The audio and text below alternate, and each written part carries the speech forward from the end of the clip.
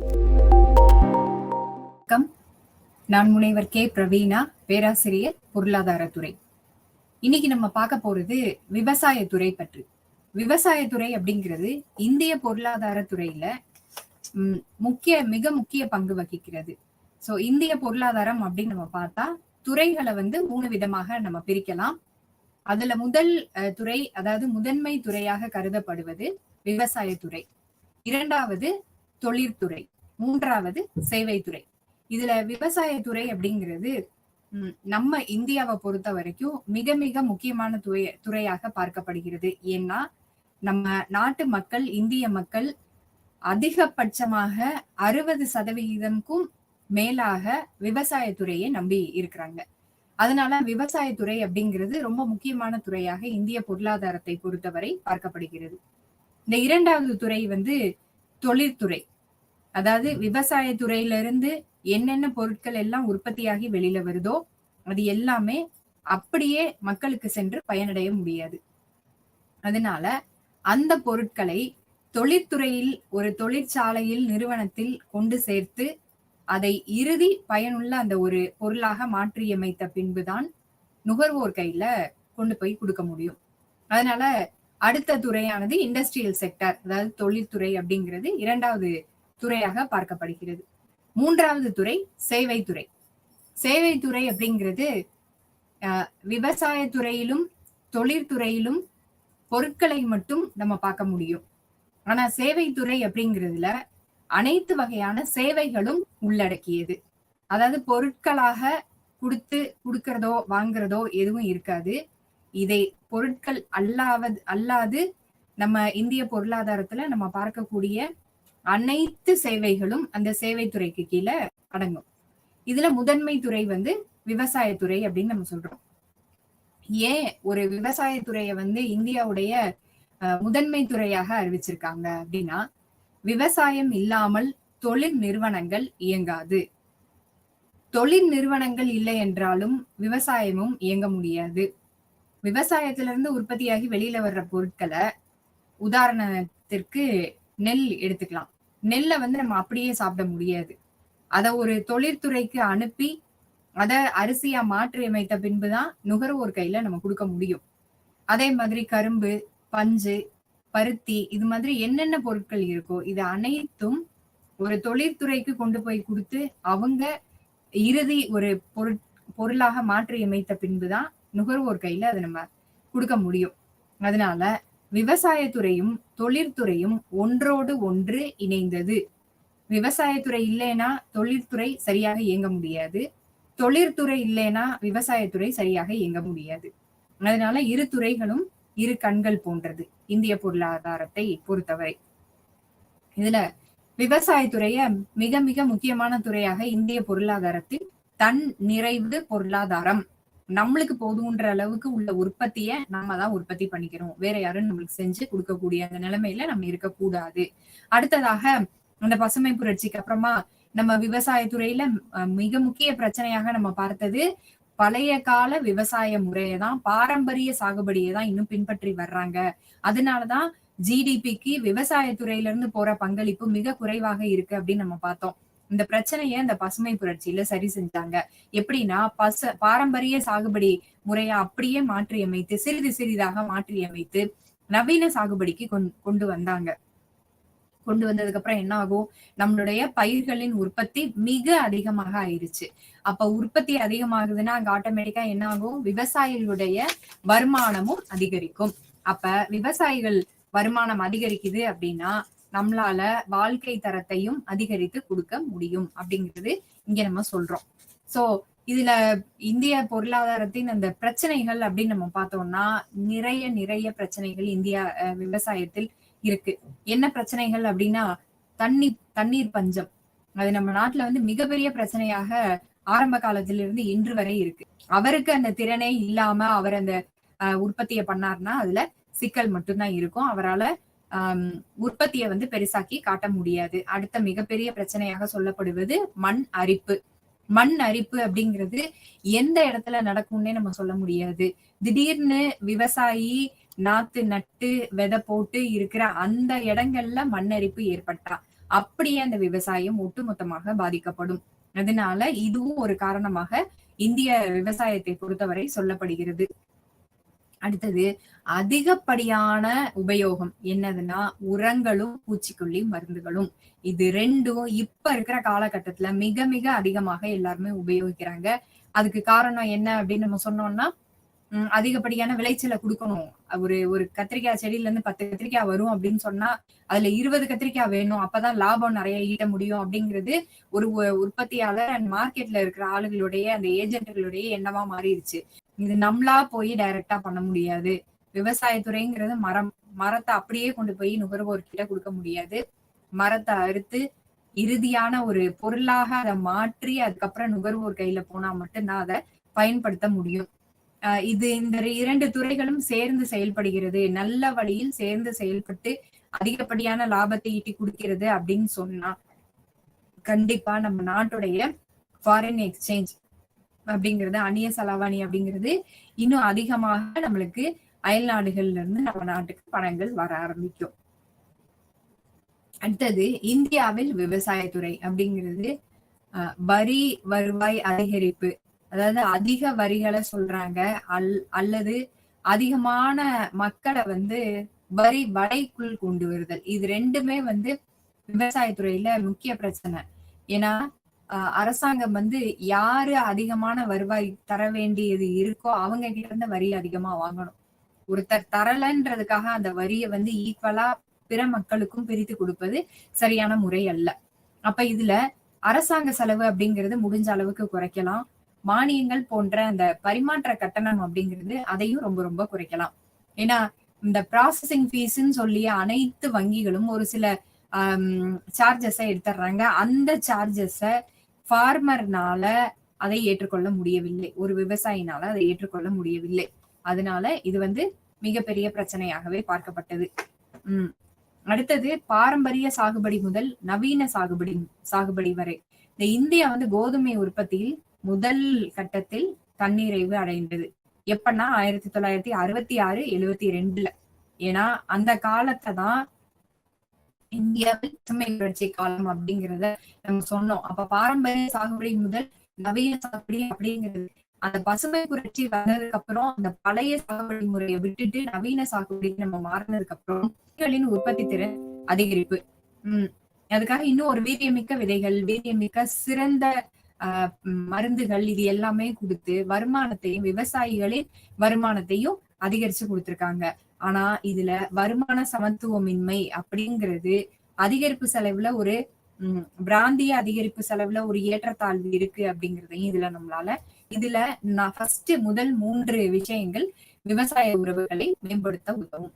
அப்ப இந்தியாவில விவசாய உறவுகளில் மாற்றங்கள் அப்படின்னா என்னென்னா எவ்வளவு காலம் அதை உபயோகிக்கப்படுத்த முடியும் அப்படிங்கிறது. இந்த அக்ரேரியன் ரிலேஷன்ல சிறு சிறு மாற்றங்கள் இருந்தது. அந்த மாற்றங்கள்ல முதல் மாற்றமாக பார்க்கப்பட்டது என்னன்னா நில உரிமை முறை. அடுத்தது விவசாய உறவுகளின் அம்சங்கள், ஒப்பந்த உரிமை ஏற்பாடுகள், தொடர் வாடகை, பங்கு பயிரிடுதல், நில குத்தகை. இதுல இந்த அபாலிஷன் ஆஃப் இன்டர்மீடியரிஸ் அப்படிங்கிறது ஒண்ணு நம்ம பெருசா சொல்லுவோம் விவசாயத்துறையில. ஏன்னா நடு இடைத்தரகர்கள் அப்படிங்கிறது மிக அதிகமாக இருக்கும்போது விவசாயி குறைவான விலைக்கு வித்துருவாரு, நம்மளுக்கு அதிகமான விலைக்கு அதே பொருள் கையில கிடைக்கும். மிக முக்கிய காரணமாக பேசப்படுவது அந்த நடுவுல இருக்கிற இடைத்தரகர்கள் தான். சோ அதிகமான இடைத்தரகர்கள் இருக்காங்க அப்படின்னா நம்ம கையில வரக்கூடிய அந்த பொருளின் விலை மிக அதிகமாக இருக்கணும். அதனால கண்டிப்பா அந்த முறையை அழிச்சிடணும். அடுத்தது ceiling on land holdings and distribution of land to landless labourers. ஒரு விவசாயி அதிகப்படியான இந்த நிலக்கிழார் ஜமீன்தார் அப்படின்னு இருக்கிறவங்களுக்கு சீலிங் இருக்கு. அதாவது இவ்வளவுதான் உரிமை இருக்கணும் நிலத்துக்கு, இதுக்கு மேல அவங்களுக்கு நிலங்கள் இருக்கக்கூடாது அப்படின்னு நில உரிமை சட்டம் அப்படிங்கிறத வச்சு இந்த இதை மிக முக்கியமாக கொண்டு வந்தாங்க. அந்த இது கொண்டு வந்ததுக்கு அப்புறம் அவங்க கிட்ட இருக்கிற அதிகப்படியான அந்த நிலங்களை அப்படியே யாரெல்லாம் அந்த ஊர்ல நிலம் இல்லா விவசாயியாக இருக்காங்களோ அவங்க எல்லாருக்குமே அதை கொடுத்துட முடியும் அப்படிங்கிறத இதுல இந்த விவசாய உறவுகளில் மாற்றங்களாக கொண்டு வந்தாங்க. அடுத்தது ஒப்பந்த உரிமை ஏற்பாடுகள். யாரெல்லாம் வாடகைக்கு இருக்காங்களோ அந்த இடத்தை ஆக்கிரமிப்பு செய்யறது இல்லாம முறையாக ஒப்பந்த அடிப்படையில் இருக்காங்களோ அவங்களுக்கான பாதுகாப்பு அம்சங்கள் கண்டிப்பாக இதுல இருக்கப்படணும். அடுத்தது கவர்மெண்ட்டுடைய அரசாங்கத்துடைய அந்த தேவையில்லாத நிலங்களை வந்து ஏதாவது ஒரு தேவைக்காக பயன்படுத்தப்பட வேண்டும். அதே மாதிரி அஹ் அஹ் அஹ் ஏழை மக்களுக்கு தரப்படும் அந்த நிலங்களை தடையில்லாது கொடுக்கப்பட வேண்டும். அப்படி கொடுத்தா மட்டும்தான் ஏழை மக்களின் வாழ்வாதாரம் அப்படிங்கிறது அதிகரிக்கும். இந்தியாவை பொறுத்த வரைக்கும் இந்த குத்தகை நிலை அப்படிங்கிறது எப்படி இருக்கு? இந்தியாவில் குத்தகை நிலை அப்படிங்கிறது லீகலைசேஷனா கொண்டு வந்துட்டாங்க. சட்டப்பூர்வமா இந்த லேண்ட் லீசிங் சிஸ்டம் அப்படிங்கிறத கொண்டு வந்துட்டாங்க. யாருக்காகனா மிக முக்கியமாக நிலம் இல்லா விவசாயிகளுக்காக. ஏன்னா இந்த சட்டம் கொண்டு வந்த பின்பு மட்டுமே விவசாயிகள், நிலமில்லா விவசாயிகள் மிக அதிகமாக அதனால பெனிஃபிட் ஆக ஆரம்பிச்சாங்க. அடுத்தது இந்த நிலமற்ற விவசாய தொழிலாளர்கள் வந்து இதுல பலமுறை லாபங்களை அனுபவிக்கக்கூடிய சூழ்நிலை இருந்து வந்தது. அடுத்தது சந்தைகளின் வகைகள் அப்படின்னு நம்ம பார்த்தோம்னா கட்டுப்பாடுகள் மற்றும் இணைப்புகள், பொருட்கள் மற்றும் காரணி சந்தைகள், அப்புறம் முறையான மற்றும் முறைசாரா சந்தைகள், முதன்மை, இரண்டாம் நிலை மற்றும் முனைய சந்தைகள், சந்தை கட்டுப்பாடுகள், சந்தை இணைப்புகள், குழு உருவாக்கம், இது எல்லாமே இருந்தது. அப்ப இதுல சந்தைகளின் வகைகள் அப்படின்னு நம்ம பார்த்தோம்னா கட்டுப்பாடுகள் மற்றும் இணைப்புகள், அது ஒரு வகையான இணைப்புகள், பொருட்கள் மற்றும் காரணி சந்தைகள். அது ஒரு வகையான சந்தையாக செயல்பட்டு வந்தது. பொருட்கள் அப்படிங்கிறது என்ன இறுதி பொருட்கள் நம்ம பயன்படுத்துறோமோ அந்த பொருள் நம்ம கைக்கு வருது அப்படின்னா அது பொருட்கள் சந்தையாக பார்க்கப்படுகிறது. காரணி சந்தைகள் அப்படிங்கிறது அந்த பொருளை உற்பத்தி செய்யறதுக்கு என்னென்ன தேவைப்படுதோ அது எல்லாமே காரணி சந்தைகள்ல கிடைக்கும். எடுத்துக்காட்டாக ஒரு பொருளை வந்து முருங்கைக்காய் வந்து இறுதி நிலை பொருளாக விவசாயத்துறையில இருந்து நம்ம வாங்குறோம். இது பொருட்கள் சந்தையில வரும். காரணி சந்தைகள்ல அந்த முருங்கைக்காயை விளைவிப்பதற்கு உண்டான விதைகள், மருந்துகள், பூச்சி மருந்துகள், உரங்கள், என்ன மெஷினரி யூஸ் பண்றாங்க, இது எல்லாமே காரணி சந்தைகள்ல வரும். அடுத்தது முறையான மற்றும் முறைசாரா சந்தைகள் அப்படிங்கிறது ஃபார்மல், இன்ஃபார்மல் மார்க்கெட் அப்படிங்கிறது தான். ஃபார்மல் மார்க்கெட் அப்படிங்கிறது கரெக்டா அரசாங்கம் நிர்ணயித்த அந்த தராசுகள், அளவுகள், விலைகள், இது எல்லாமே முறையான சந்தையில இருக்கும். இந்த முறைசாரா சந்தையில அந்த மாதிரி எந்த கட்டுப்பாடுகளும் கிடையாது. மிக மிக குறைந்த கட்டுப்பாடுகள் மட்டுமே இருக்கும். இது வந்து முறைசாரா சந்தையாக நம்ம பார்க்கப்படுறோம். இதுக்காக தான், அதாவது முறைசாரா சந்தைகள்ல முறையான சந்தைகள்லும் அதே பிரச்சனை தான் இருக்கு. நம்ம முறையான சந்தை அப்படின்னு நம்ம சொல்லப்படுறது வந்து உழவர் சந்தையை நம்ம சொல்லலாம். அப்ப அந்த முறையான சந்தையில ஒரு பொருளுக்கான விலை முதல் கடையிலிருந்து கடைசி கடை வரைக்கும் ஒரே பொருட்களை விற்றுக்கொள்ள முடியும். அந்த விவசாய பொருட்களுக்கான அந்த மூலதனம் அப்படிங்கறத ஆன்லைன்லயே வாங்கிக்க முடியும். அந்த அமைப்பை வந்து இவங்க ஃபர்ஸ்ட் கொண்டு வந்தாங்க. இதுக்கு அடுத்தது அந்த primary, secondary and terminal market அப்படிங்கிறது என்னன்னா முதன்மை, இரண்டாம் நிலை, முனைய சந்தைகள்.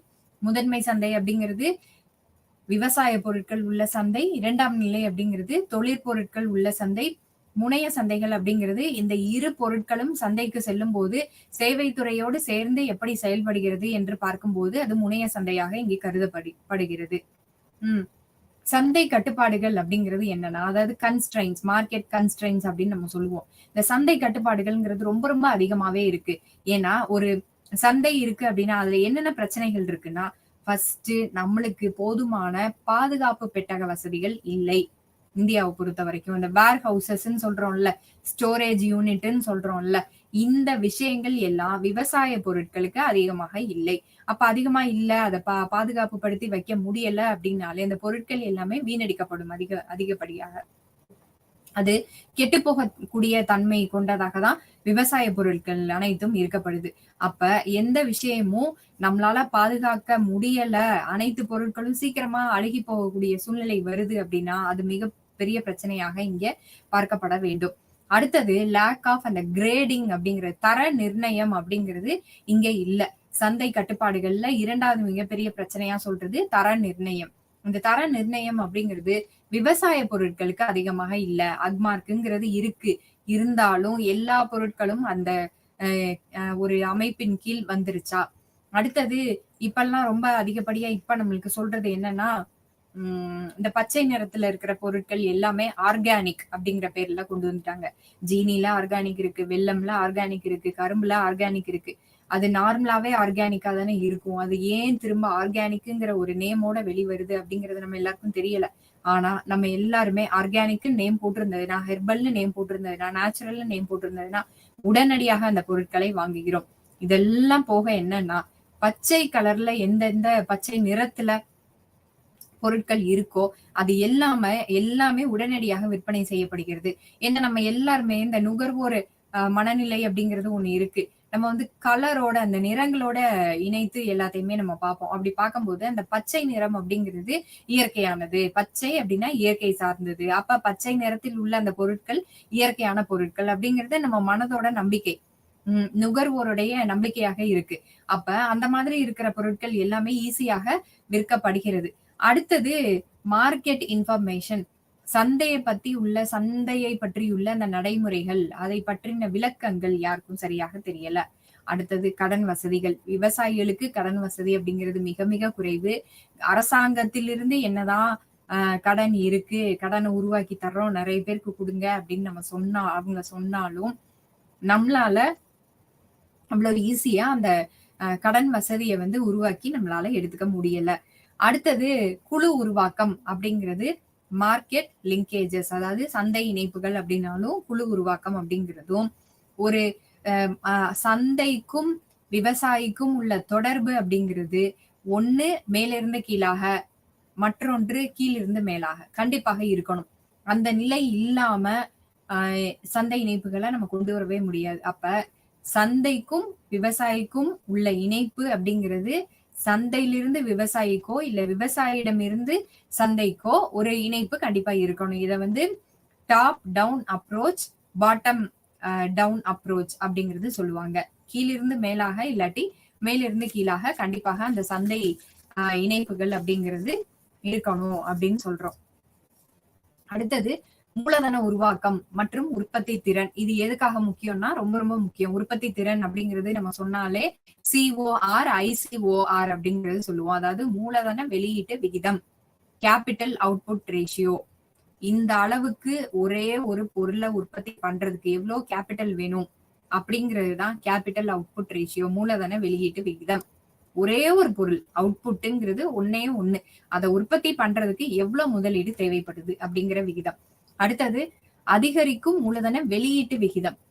இதே இதுதான் COR. இப்ப ரொம்ப அதிகரிச்சுக்கிட்டே போகுதுன்னா அதை வந்து ICOR அப்படிங்கறதுலயும் சொல்ல முடியும். அடுத்ததாக நம்ம பார்க்கக்கூடியது விவசாயத்தில் முதலீடு.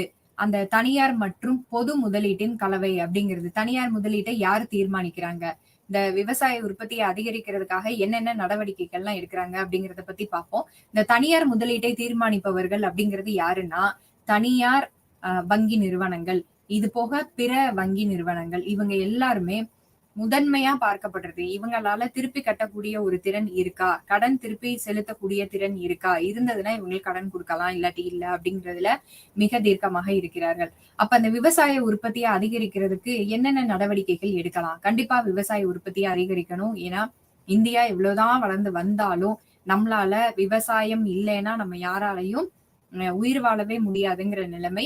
அதனால விவசாய உற்பத்தியை அதிகரிக்கணும் அப்படின்னா என்னென்ன நடவடிக்கைகள் எடுக்கலாம்? ஃபர்ஸ்ட், அறிவு பற்றாக்குறை அனைத்து விவசாயிகளுக்கும் இருக்கு. இதுக்கு உடனடியாக அரசாங்கம் நடவடிக்கை எடுத்து அனைத்து வகை விவசாயிகளையும் ஒன்று சேர்த்து பின்பு அவர்களை தனித்தனி பயிர் உற்பத்தி சார்ந்து அவர்களை குழுவாக பிரித்து அவர்களுக்கு தேவைப்படும் அந்த அறிவுகளை புகுத்தி உற்பத்தியை மேம்படுத்த வேண்டும். இரண்டாவதாக சொல்லப்படுவது நிறுவன காரணிகள். நிறுவன காரணிகள் அப்படிங்கிறது இதெல்லாம் தாண்டி அவங்க அந்த பொருளை கொண்டு போய் சந்தைப்படுத்துறாங்க அப்படின்னா அனைத்து விவசாயிகளுக்கும் அவர்களுடைய பொருட்களுக்கும் ஒரு நியாயமான விலையும் ஒரே மாதிரியான விலையும் அந்த சந்தை முழுக்க தரப்பட வேண்டும். இதுல இந்த நிறுவன காரணிகள் மிக பங்கு வகிக்குது. ஏன்னா ஃபர்ஸ்ட் வர விவசாயிக்கு நிறைய பணம் கொடுத்து வாங்குறதும், கடைசி வர்ற விவசாயிக்கு கம்மியான பணம் கொடுத்து வாங்குறதும், இவங்களோட தேவை முடிஞ்சிருச்சுன்னா ஒரே பொருள் ஒரே விலை உள்ள ஒரு பொருளை மிக குறைவான விலைக்கு வாங்குவதும் நிறுவனங்களின் ஒரு முக்கிய பங்காக இருக்கு. அடுத்தது தொழில்நுட்ப காரணிகள். நம்ம இன்னமும் பழைய அந்த முன் உபயோகப்படுத்தின அந்த ஒரு முற்கால அந்த சாகுபடி முறைகளை, பழங்கால சாகுபடி முறைகளை கையாள்வதை விட்டு தொழில்நுட்ப காரணிகளை நிறைய நம்ம நம்பணும். ஏன்னா இன்னைக்கு எல்லாத்துக்குமே விவசாயங்கள்ல மிஷின் வந்துருச்சு. இன்னமும் நம்ம பழைய மாதிரி பழைய டிராக்டர் வச்சு, மாடு வச்சு இதெல்லாம் உழுதுகிட்டு இருக்கோம் அப்படின்னா, நம்மளால உற்பத்தி திறன அதிகரிக்க முடியாது. அப்ப புதிய தொழில்நுட்பம் ஒண்ணு உள்ள கொண்டு வர்றோம் அப்படின்னா, அந்த தொழில்நுட்பத்த கத்துக்கிற திறன் வந்து விவசாயிகளுக்கு இருக்கணும். அடுத்தது நீர் பயன்பாட்டு திறன் அப்படிங்கிறது, நீர்கள இந்த தண்ணீர் அப்படிங்கிறத பாசனத்துக்கு உபயோகப்படுத்தப்படுகிற அந்த தண்ணீர் அப்படிங்கிறது பயன்பாட்டு திறன் மிக மிக அதிகமாக இருக்கணும். ஒரு மரத்துக்கு தண்ணி விடுறாங்க அப்படின்னா, அந்த தண்ணி வெளியேறுதுன்னா, அந்த போற வழியில இன்னும் நெறைய சிறு சிறு பயிர்கள நட்டு, அனைத்தும் பயன்படுற மாதிரி அந்த நீர வந்து நீர் மேலாண்மை அப்படிங்கிறது நம்ம செய்யணும். அது இல்லாம ஒரு மரத்துல இருந்து இன்னொரு மரத்துக்கு போற அந்த பாதையிலயும் எந்த செடியுமே இல்லைன்னா, போற வழியில அந்த சும்மா இருக்கிற மண்ணும் அந்த நீரை உறிஞ்சும். அதனால நீர் பற்றாக்குறைங்கிறது நம்மளுக்கு அதிகமா இருக்கும். அதனால நீர் பயன்பாட்டு திறன் ரொம்ப அதிகமாவே இருக்கணும். இந்த விவசாய சீர்திருத்தங்கள் தொடர்பான சிக்கல்கள் அப்படிங்கிறது என்னன்னா, அக்ரிகல்ச்சர் பாலிசி அப்படின்னு நம்ம சொல்றோம். அக்ரிகல்ச்சர் பாலிசியில நெறைய பிரச்சனைகள் இருக்கு. ஒண்ணு பல்வகைப்படுத்துதல். பல்வகைப்படுத்துதல் அப்படிங்கிறது அந்த விவசாய பொருட்களை பல வகையாக பிரித்து எடுக்கிறது. அந்த பிரித்து எடுக்கிறது அப்படிங்கிறது நம்ம சரியான முறையில செய்யறது கிடையாது. எந்த விவசாயி அதிக விவசாயம், அதிக உற்பத்திய கொண்டு வர்றாரோ அவருக்கான தொகை அதிகமாக தரப்படுகிறது. பிரித்து எடுப்பதில் மிகப்பெரிய பிரச்சனை இருக்கு. அடுத்தது இயற்கை விவசாயம் அப்படிங்கிறது இப்ப நம்ம சொன்ன மாதிரிதான். எந்த பொருள்லாம் ஹெர்பல், நேச்சுரல், அந்த ஆர்கானிக் அப்படின்னு போடப்படுகிறதோ, அந்த பொருட்கள் அதிகப்படியாக விற்பனையை எட்டுகிறது. ஏன் அத நம்ம பார்க்கிறோம்? ஏன் அந்த வார்த்தைக்கு நம்ம அவ்ளோ ஒரு நுகர்வோர்கிட்ட ஒரு அ தேவை இருக்கு அப்படின்னு சொன்னா, இன்னைக்கு முழுக்க நம்ம யூஸ் பண்ற அனைத்து பொருட்களும் அ கெமிக்கல் கலந்த ஒரு பொருட்களாக தான் இருக்கு.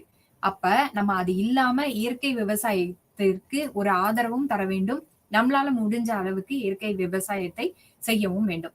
பயிர் காப்பீடு அப்படிங்கிறது ரொம்ப முக்கியம். ஏன்னா நெறைய நேரங்கள்ல திடீர்னு இந்த பருவமழை வந்து மாறி வருகிறதுனால, பயிர் வந்து எல்லாமே அழிஞ்சு போயிருது. அப்ப காப்பீடு இருந்துச்சுன்னா, ஓரளவுக்கு அந்த விவசாயி அந்த காப்பீடுனால, அந்த பயிர் காப்பீடுனால அந்த பணத்த திரும்ப பெற்று, திரும்ப அடுத்த பருவத்திற்கு அவரால தயாராக முடியும். அதனால பயிர் காப்பீடு பண்றது ஒவ்வொரு விவசாயியுடைய கடமை. ஒப்பந்த விவசாயம் அப்படிங்கிறது, நிலம் யாருடையதோ, இவர் வந்து விவசாயத்த மட்டும் பண்ணுவாரு. குத்தகை சந்தையும் இதுக்கு கீழ தான் வரும்.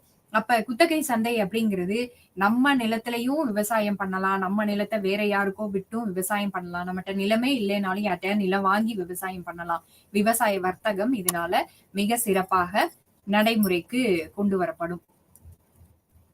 இதுல விவசாய கொள்கை அப்படிங்கிறது நம்மளுக்கு விவசாய கொள்கை அப்படிங்கிறது அக்ரிகல்ச்சர் பாலிசிங்கிறது ரொம்ப ரொம்ப முக்கியமான ஒரு பொருளாக சொல்றாங்க. ஏன்னா இந்த துறை பரிமாணம் மற்றும் கொள்கை ஒருங்கிணைப்பு அப்படிங்கிறது ரொம்ப முக்கியம்.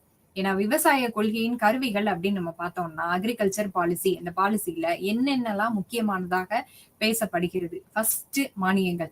ஏன்னா மானியம் இல்லாம எந்த விவசாயினாலையும் அவருடைய விவசாய உற்பத்திய கொண்டு போக முடியாது. அப்ப மானியங்கள் விவசாய கொள்கையின் மிக முக்கிய கருவியாக சொல்றோம். 2வது விலை ஆதரவு. விலை ஆதரவு அப்படிங்கிறது அந்த விவசாயி என்ன உற்பத்தி பண்றாரோ அந்த உற்பத்திக்கு ஏற்றவாறு அவருடைய விலை இருக்க வேண்டும். குறைந்தபட்சமாக ஒரு பொருளை உற்பத்தி பண்றதுக்கு ரூ. 100 அவர் செலவு பண்ணியிருக்காரு அப்படின்னா அவருக்கு 120வது அவர் கையில போய் சேரணும். அது இல்லாம ரூ. 100 பொருளை ரூ. 80க்கு நம்ம வாங்கினோம்னா அந்த விலை ஆதரவு அவர்கிட்ட இல்ல. அடுத்ததாக நேரடி கொடுப்பனவுகள் அப்படிங்கிறது நேரடியாக விவசாய நிலத்தில் இருந்து மக்களுக்கு அது போய் சேர்வதாக இருக்க வேண்டும். அது இல்லாம இடைத்தரகர்கள் அதிகமா இருக்கும்போது விவசாயி குடுக்கறது ரூ. 50 இருக்கும். நுகர்வோர் கையில கிடைக்கிறது ரூ. 100க்கு கிடைக்கும். அப்ப நடுவுல இருக்கிற ரூ. 50 ஒரு ஆளும் அவர் நிலைக்கு வரும்போது ஒரு ரூ. 5 லாபம் வச்சாருன்னா 10 பேர் சேர்ந்தாங்கன்னா அது ஒரு ரூ. 50. அப்ப ரூ. 50க்கு விவசாயி குடுக்கிற அதே பொருள் நம்ம கையில வரும்போது ரூ. 100ன்னு வருது. அப்ப அந்த நேரடி கொடுப்பனவுகள் அப்படிங்கிறது வந்துருச்சுன்னா நம்மளால அந்த இடைத்தரகர்கள் பிரச்சனையில இருந்து வெளிவர முடியும். அடுத்தது நிறுவன கடன் அப்படிங்கிறது ரொம்ப முக்கியம். ஏன்னா கடன்களே இல்லாம போயிருச்சு அப்படின்னா ஏன்னா இதற்காக இந்த விவசாய கடன்களுக்காக மிகப்பெரிய நிறுவனங்கள் போட்டி போட்டு கடன் குடுக்கறதுக்கு ரெடியா இருக்காங்க. பாதி நேரம் விவசாயிக்கு தெரிஞ்ச வங்கியில அவர் போய் நிக்கும் போது அவரால கடன் வாங்கிட முடியல. ஏன்னா பழைய நிலுவை இருக்கும். இல்ல இவரை நம்பாம அந்த வங்கி நிறுவனங்கள் இவரை வந்து தவிர்க்கலாம், இதெல்லாம் இருக்கும். இதெல்லாம் தாண்டி இன்னும் நெறைய நிறுவனங்கள் இருக்கு. கடன் தருவதற்கு, விவசாயத்தை மேம்படுத்துவதற்கு அப்படிங்கிறது அவங்களுக்கு தெரிஞ்சிருக்கணும். தெரிஞ்சிருந்தா மட்டுமே ஒரு வங்கி இல்லைன்னா இன்னொரு வங்கியில போய் அவங்க நாட முடியும். அப்ப பயிர் காப்பீடு அப்படிங்கிறது இங்க ரொம்ப முக்கியம். ஏன்னா கடன் நம்ம போயிட்டாலே பயிர் காப்பீடுங்கிறது கண்டிப்பா பயிர் காப்பீட்டு அந்த திட்டத்தில் கீழ் வந்து நம்ம கண்டிப்பா உள்ள போயிரணும். ஏன்னா திடீர்னு ஏற்படுற அந்த இழப்புகள் அதெல்லாம் வந்து கடனா இன்னும் அதிகப்படியா அது நின்றுமே தவிர 2 மடங்காக அதிகரிச்சு நிக்குமே தவிர நம்மளால திருப்பி கடனையும் செலுத்த முடியாது. காப்பீடு இருந்ததுன்னா ஓரளவுக்கு அதுல இருந்து நம்ம தப்பிச்சு வெளியில வந்துட முடியும். அப்புறம் அந்த உள்கட்டமைப்பு சேவைகளில் பொது முதலீடு மாற்று விகிதம், கிடங்கு இந்த ரசீதுகள் அப்படிங்கிறதெல்லாம் என்னன்னா, என்னென்ன உங்க உள்கட்டமைப்பு அதாவது விவசாயத்துறை அதிகப்படியா இன்னும் முன்னேறி வருவதற்காக என்னென்ன பொது முதலீடு பண்றாங்களோ, அந்த மாற்று விகிதம், அந்த வர்த்தக தலையீடுகள், இது எல்லாமே ப்ராப்பரா மிக சரியாக அவங்க அனைத்தையும் ஒரு இடத்துல வந்து சேர்த்து வைக்கணும். அதாவது அறிவு சார்ந்த அது ஒரு சேகரிப்பா கூட இருக்கலாம். அ ஒரு தகவல் சார்ந்த சேகரிப்பா கூட இருக்கலாம். இல்ல பணம் சார்ந்த சேகரிப்பாக இருக்கலாம். எதுவாக இருந்தாலும் அந்த சேகரிப்பு பின்னாடி அவங்களுக்கு உதவி செய்யும் அப்படிங்கிறத அவங்க நம்பணும். அடுத்தது சமீபத்திய அந்த விவசாய கொள்கை சீர்திருத்தங்கள் அப்படிங்கிறது குத்தகை சீர்திருத்தம் இப்ப வந்தது. சந்தை சீர்திருத்தம் வந்தது. NMSA அப்படின்னு நிலையான வேளாண்மைக்கான தேசிய பணி. உம் பிரதான் மந்திரி ஃபசல் பீமா யோஜனா அப்படிங்கிறது இன்னொரு ஒரு திட்டமாக வந்தது. சிறு உரிமையாளர்களின் திரட்டல் அப்படிங்கிறது இன்னொரு திட்டமாக வந்தது. இது அனைத்து திட்டங்களும் என்னன்னா ஒரே ஒரு சீர்திருத்தம் தான்.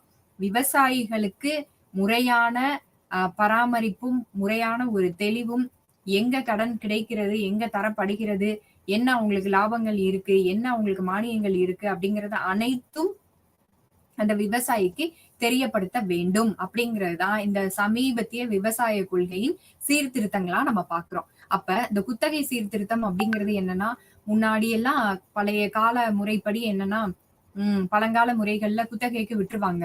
ஆனா குத்தகையில இருந்து பணமாவும் தரணும். குத்தகையில என்ன அவங்க விளைச்சல் பண்ணியிருக்காங்களோ அந்த பொருளாகவும் தரணும். இதெல்லாம் ஒரு ரொம்ப பெரிய பிரச்சனையாகவே அந்த காலத்துல இருந்து வந்தது. ஆனா அந்த குத்தகை சீர்திருத்தம் அப்படிங்கிறது குத்தகை எடுத்தா இடத்த மட்டும் தான் எடுக்கிறாங்க. அதுக்குண்டான பணத்தை செலுத்தலாம். இல்ல பணமாகவோ அல்லது பொருளாகவோ அந்த குறிப்பிட்ட விவசாய பொருளாகவோ அவங்க திரும்பி செலுத்தலாம். அது இல்லாம பணமும் குடுக்கணும். அதாவது சீர்திருத்தத்துல அவங்க சொல்றது என்னன்னா பணமாக அல்லது அந்த உற்பத்தி பொருளாக செலுத்தலாம் அப்படிங்கிறது. அந்த சீர்திருத்தம் மிக மிக முக்கியம். ஏன்னா 2மே குடுத்து இவங்களுக்கு லாபமே இல்லாம போன விவசாயிகள் பல பேர் உண்டு. சந்தை சீர்திருத்தம் அப்படிங்கிறது இவங்களுடைய பொருட்கு சரியான விலைய அரசாங்கம் நிர்ணயிக்கணும். இடைத்தரகர்களை கண்டிப்பாக அவங்களை திருத்தி அமைத்து அவங்களை அந்த சந்தையில இருந்து வெளியேற்றி இந்த விவசாயிகளை காப்பாற்றுவது அப்படிங்கிறது இந்த விவசாயிகளின் ஒரு மிகப்பெரிய கொள்கை சீர்திருத்தங்களில் முக்கிய பணியாக இருக்கு. அடுத்தது இந்த நிலையான வேளாண்மைக்கான தேசிய பணியாகவும் ஒரு NMSA அப்படிங்கிறதையும் கொண்டு பொருளாதாரத்தில் பேசப்படுகிறது. இந்த சீர்திருத்தம் அப்படிங்கறது நம்ம பார்த்தோம்னா விவசாயம் மிக முக்கிய பங்கு வகிக்கிறது. எதுக்குன்னா நம்மளுடைய வறுமையை அழிப்பதற்கும் வேலை வாய்ப்பை பெருக்கி கொடுப்பதற்கும் 1951 53% இருந்த அந்த பங்களிப்பு அப்படிங்கிறது வெறும் 14% குறைந்து விட்டது 2014. அதுக்கு மேஜர் காரணமாக சொல்லக்கூடியது என்னன்னா நம்ம இன்னும் பழங்கால பாரம்பரிய சாகுபடியை நம்ம உபயோகிச்சுட்டு இருக்கோம். பருவமழையை நம்ம பார்த்து எதிர்பார்த்து நின்றுட்டு இருக்கோம். அடுத்தது சிறு நில அமைப்புகளை தான் நம்ம இன்னும் வச்சிருக்கோம். உற்பத்தி திறன் மிக குறைவு. உற்பத்தி திறன் குறைவாக உள்ளது. திறனே இல்லாத விவசாயிகளும் அதிகமாக இருக்காங்க அப்படிங்கறதெல்லாம் ஒரு முக்கிய பிரச்சனையாக பேசப்பட்டது. 70களின் ஆரம்பத்தில் இந்தியா வந்து ஒரு மிகப்பெரிய தாவல் என்னன்னா உற்பத்தி தாவல் இருந்தது. அரிசியிலும் கோதுமையிலும் இந்த ரெண்டுத்துலயும் மிகப்பெரிய ஒரு உற்பத்தியை காட்டுச்சு. ஏன்னா அந்த பாரம்பரிய சாகுபடி முறையில இருந்து நவீன சாகுபடி முறைக்கு மாற்றி அமைச்சதுனால வீரியமிக்க விதைகளை உபயோகப்படுத்துறதுனாலையும். அடுத்தது இந்த ப்ளூ ரெவல்யூஷன் அப்புறம் ஆபரேஷன் பிளட் அப்படின்னு 2 பார்த்தோம். ஆபரேஷன் பிளட் அப்படிங்கிறது பால் உற்பத்தியை சார்ந்தது. ப்ளூ ரெவல்யூஷன் அப்படிங்கிறது மீன் உற்பத்தியை சார்ந்தது. இது ரெண்டுமே நம்மள தன்னிறைவான பொருளாதாரமாக மாற்றுவதற்கு இது ரெண்டுமே மிக உதவியாக அமைந்தது. அடுத்தது இந்த விவசாயத்திற்கான மானியங்கள் ரொம்ப குறைவாக செயல்பட்டு வந்தது.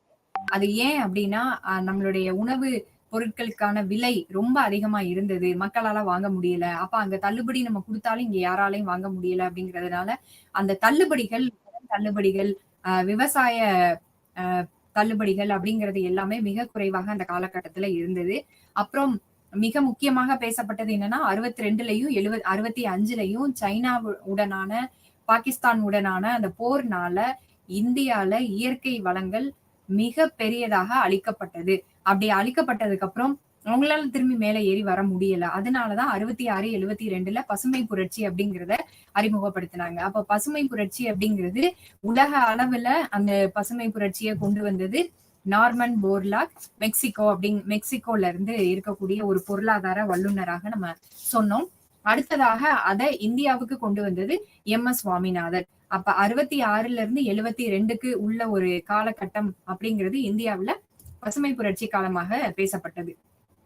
இந்த பசுமை புரட்சி அப்படிங்கிறதுல அதோட தாக்கம் என்னன்னா, உற்பத்தியில் தன்னிறைவு நம்ம எல்லாருமே அடைஞ்சிட்டோம் அப்படிங்கிறது சொன்னாங்க. அடுத்தது பாரம்பரிய சாகுபடி முறையிலிருந்து விஞ்ஞான மாறுதல் சாகுபடி, சயின்டிபிக் மெத்தட் ஆஃப் கல்டிவேஷன் அப்படின்னு சொல்லக்கூடிய அந்த விஞ்ஞான மாறுதல் சாகுபடிக்கு நம்ம எல்லாருமே மாறி வந்திருக்கோம்.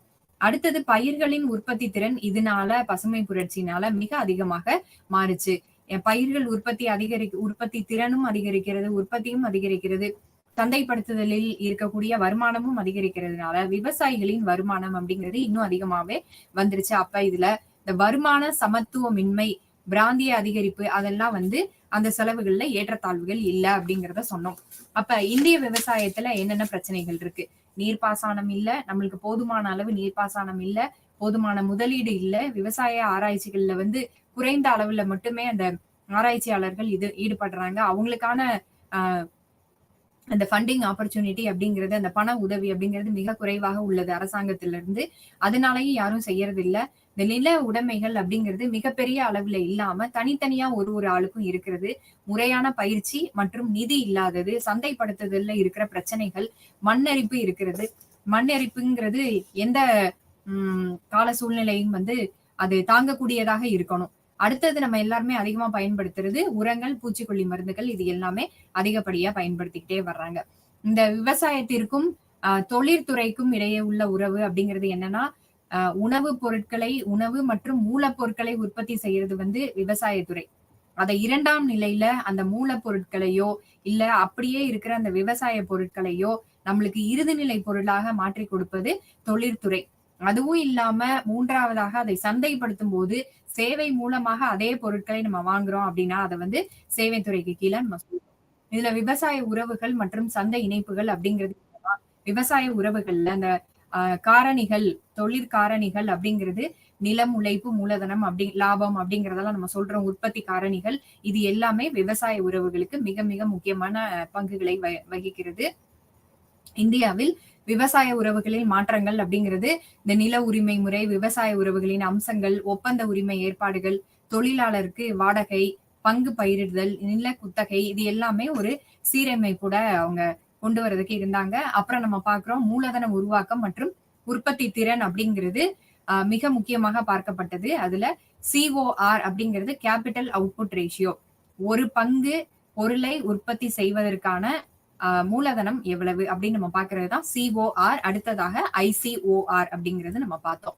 இறுதியாக விவசாயத்தில் முதலீடு, தனியார் மற்றும் பொது முதலீட்டின் கலவை, விவசாய உற்பத்தியை அதிகரிப்பதற்கான நடவடிக்கைகள் என்னென்ன, அறிவு பற்றாக்குறை அனைத்தும் பார்த்தோம். நன்றி.